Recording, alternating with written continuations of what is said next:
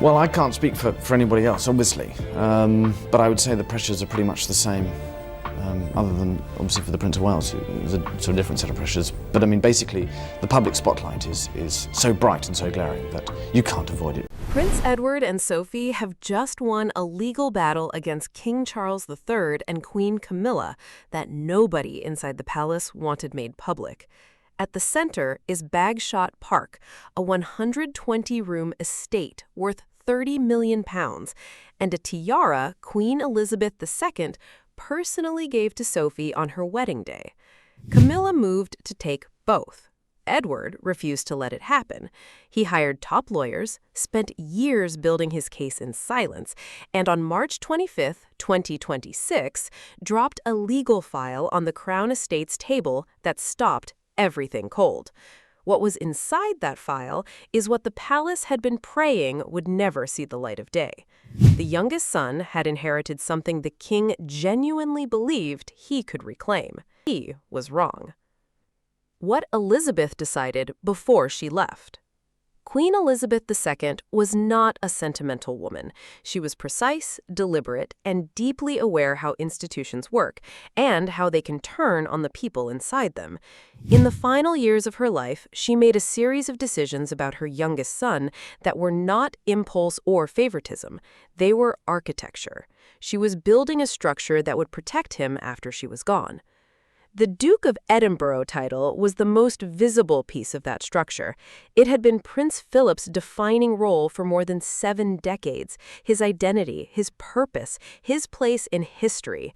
Elizabeth made the decision that when that title eventually passed, it would go to Edward, not as a consolation prize, but as a deliberate recognition of the one son who had remained steady, scandal-free, and loyal to the institution throughout his entire adult life.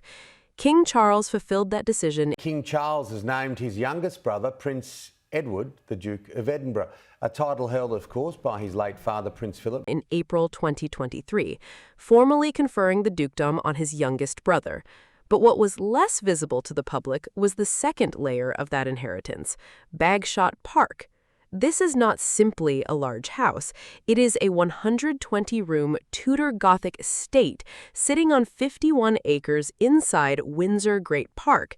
And in the years before her death, Elizabeth signed a letter of intent, witnessed by Prince Philip himself, that directly tied Bagshot Park to the Edinburgh title. Philip, even as he was dying, understood exactly why that letter needed to exist. Without it, the estate and the title could be separated, and a title without its home is just a name. So he signed it, and in doing so, he placed his own dying hand on the side of his youngest son's future. The man who built what others dismissed. Here is what the revisionist version of this story leaves out. When Bagshot Park was first offered to Edward in the 1990s, nobody wanted it. When the army chaplain who had been living there left in 1996, the Crown Estate was actively considering selling off the building or converting it into a hotel. It was worn out, neglected, and considered more of a liability than an asset. He took it anyway.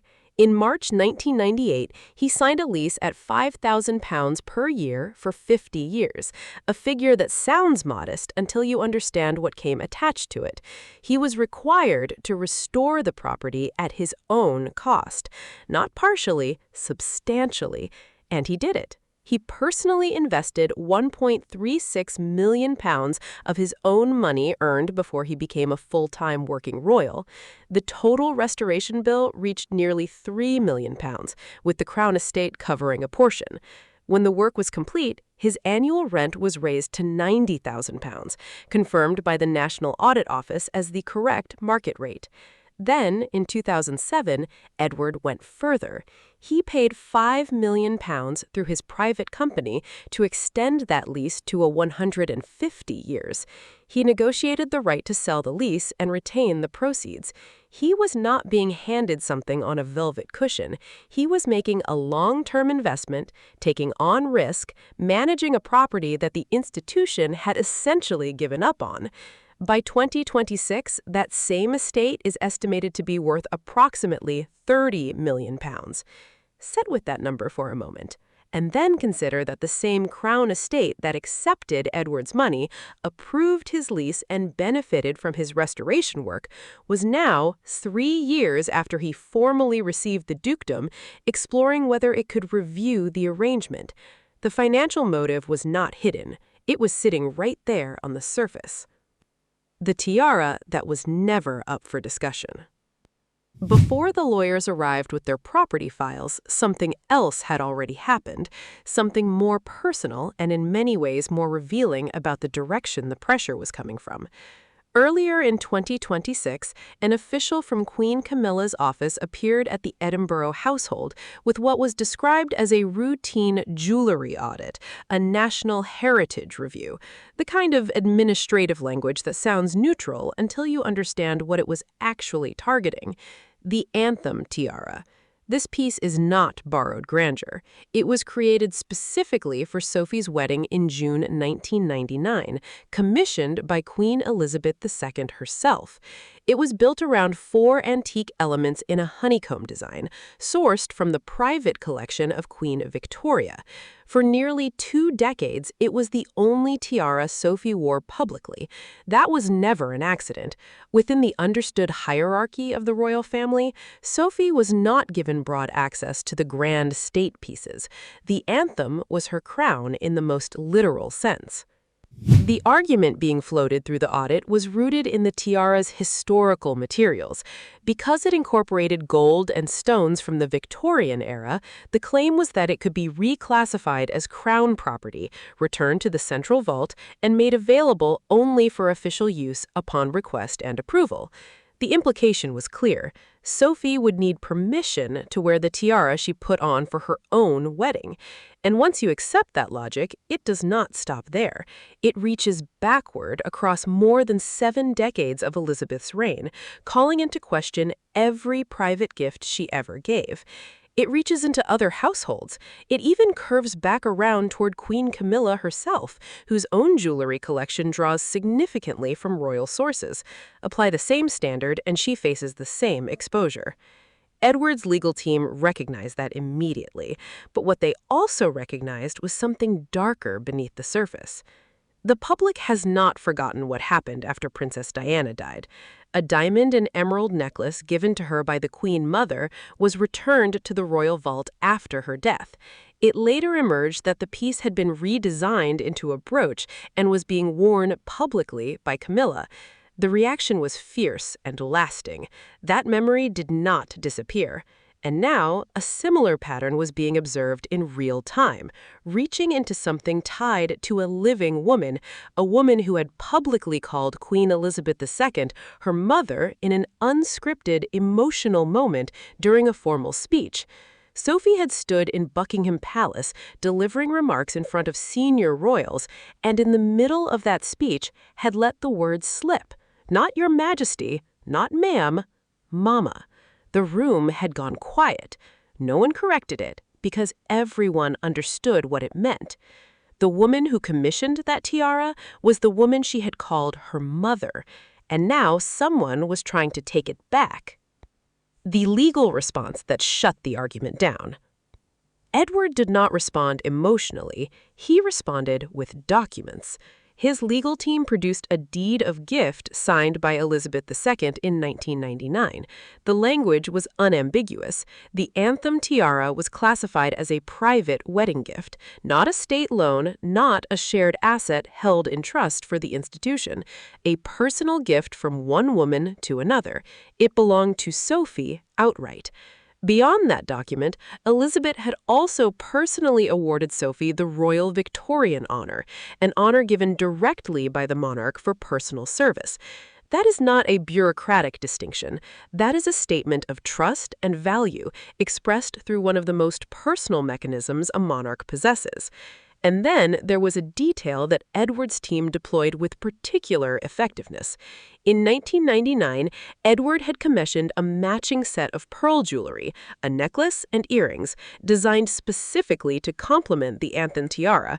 The materials came through the crown, but the design rights belonged to Edward himself. His lawyers argued that the tiara and the pearl set constituted a single, unified artistic creation tied to his own design work. Separating the tiara from that context would mean dismantling a legally distinct creative unit. The argument created a second wall of protection around the same object.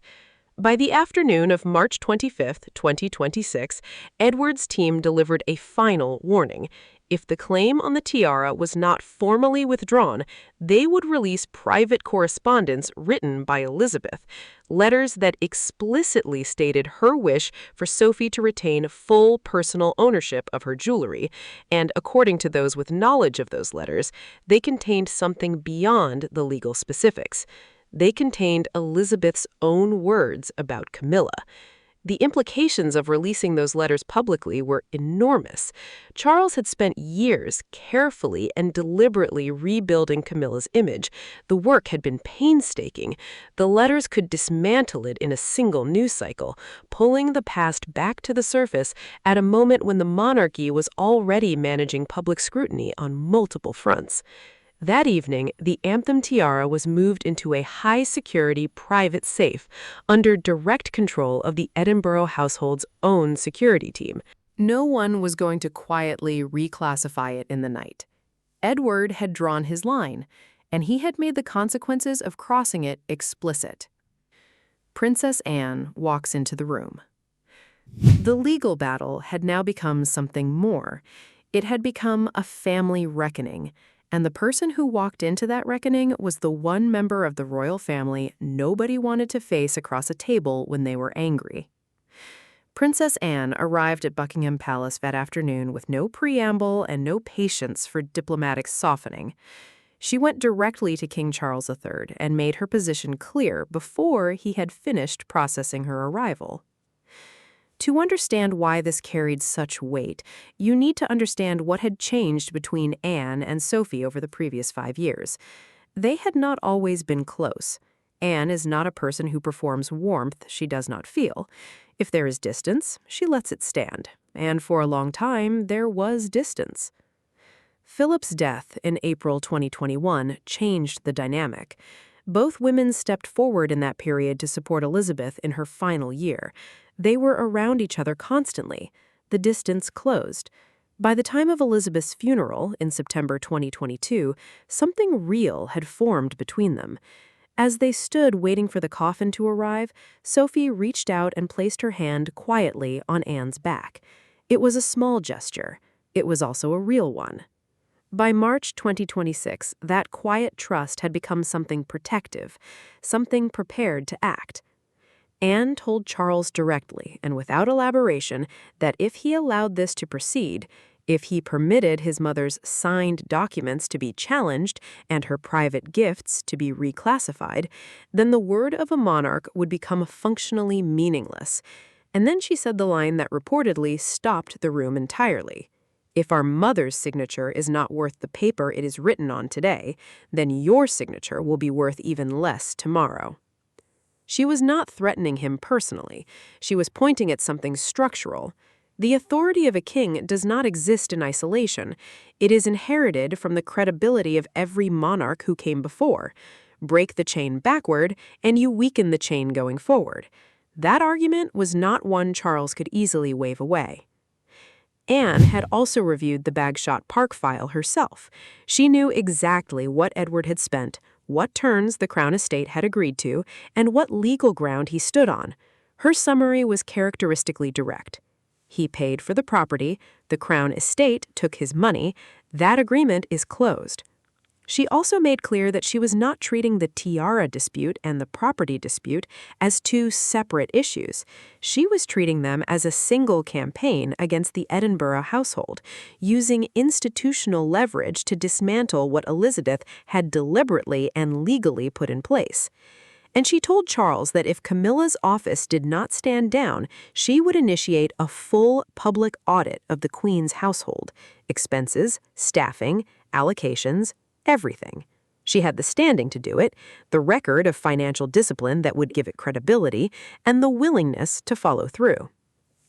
There was also the matter of Edward's children.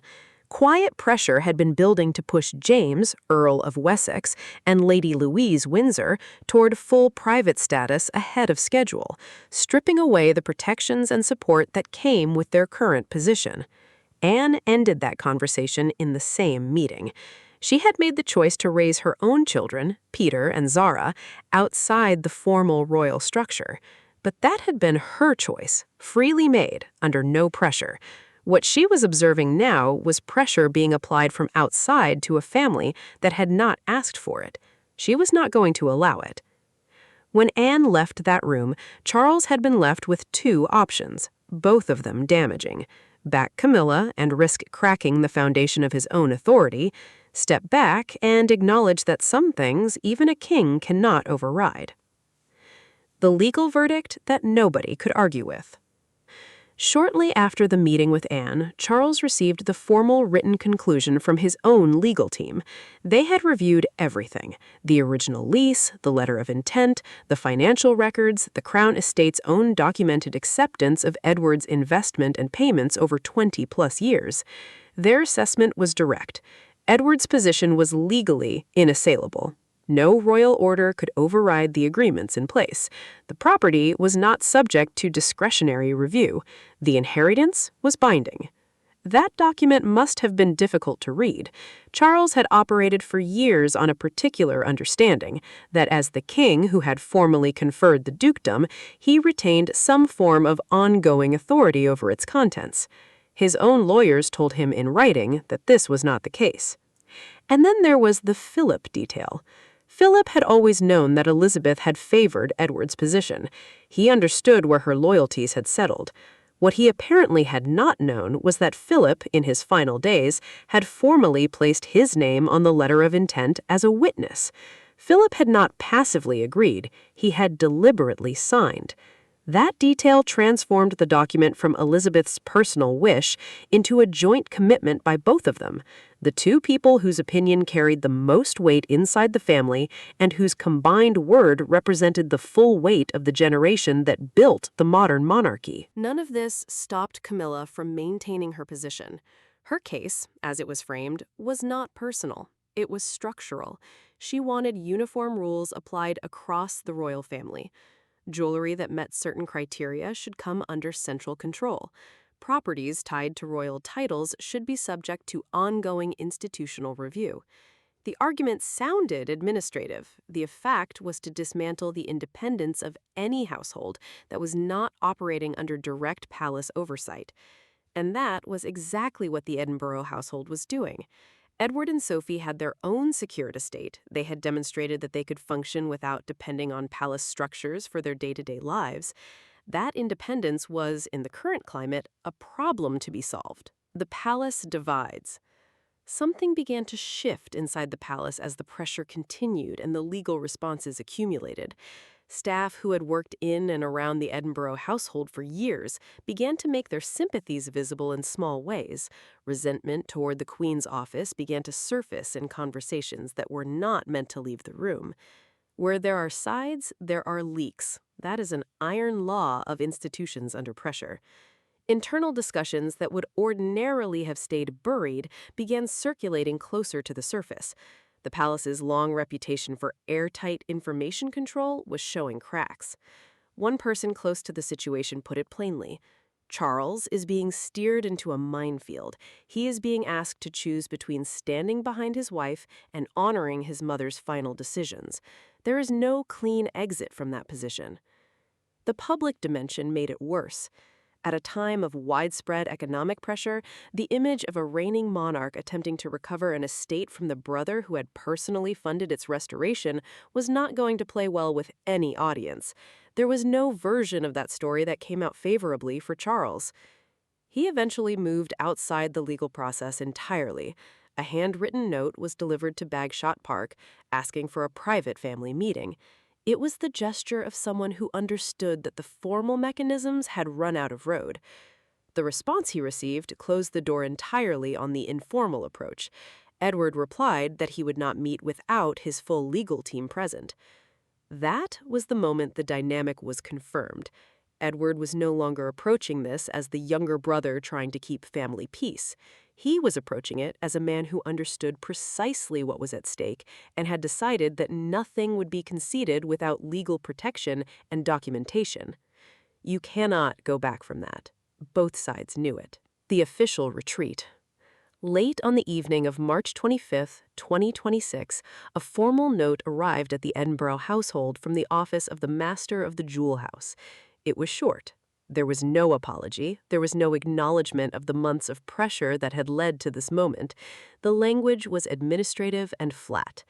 The Anthem tiara would remain under the exclusive private ownership of Sophie, Duchess of Edinburgh. The review was concluded. At the same time, the assessment of Bagshot Park was closed. The official framing credited the ongoing role in maintaining the estate. The language was careful. The meaning was not. The institution had retreated.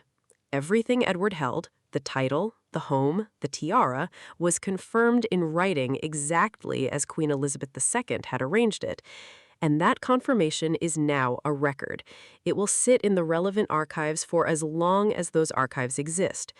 What it says, stripped of all the administrative language, is this: a challenge was mounted, it was defeated, and the institution was required to acknowledge that defeat in writing.